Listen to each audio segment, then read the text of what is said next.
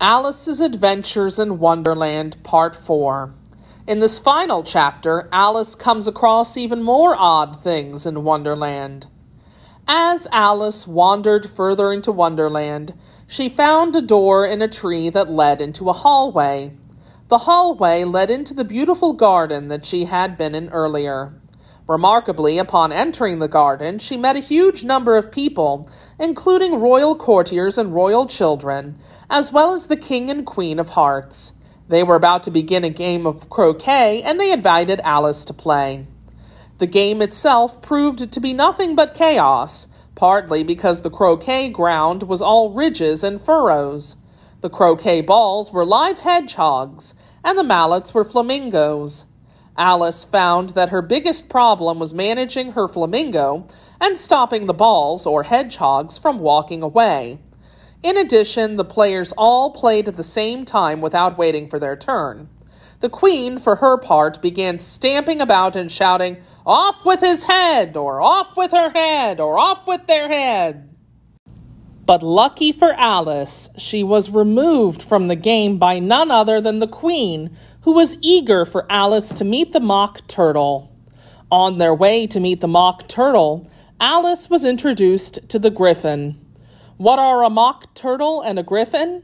Alice did not know either, nor did she ever get an answer that made sense. The best answer is that they are two more examples of the extraordinary inhabitants of Wonderland.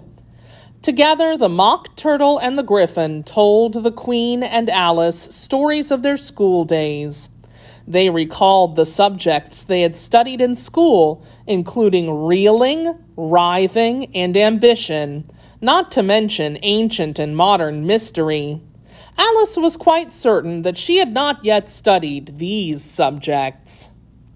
This odd conversation was stopped by the news that an important trial had begun. Alice raced off with the Griffin to discover that the Knave of Hearts was on trial for stealing some tarts. Just like the game of croquet, the trial itself was a confusing mess. The witnesses were not at all helpful.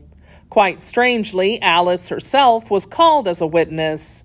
When the Queen said that the sentence should be announced before the jury had decided upon their verdict, Alice was ready to scream.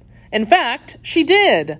"Stuff and nonsense," said Alice loudly. "The idea of having the sentence first." "Hold your tongue," said the Queen, turning purple. "I won't," said Alice. "Off with her head," yelled the Queen. Again, lucky for Alice, just at that moment she woke up on the riverbank beside her sister. The sun was still shining, and it was indeed a beautiful day. Alice eagerly told her sister all about her dream and her adventures in Wonderland. Alice's sister was quite entertained by the stories of Wonderland and the way in which Alice told them. Alice's eyes twinkled and shone as she told her sister about the caterpillar, the Cheshire Cat, the Mad Hatter, the March Hare, the King and Queen of Hearts, not to mention the White Rabbit.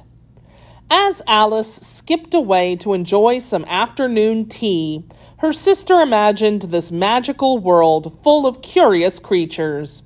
Alice's sister hoped that Alice would always remember the day that she dreamed of Wonderland and continue to tell the stories.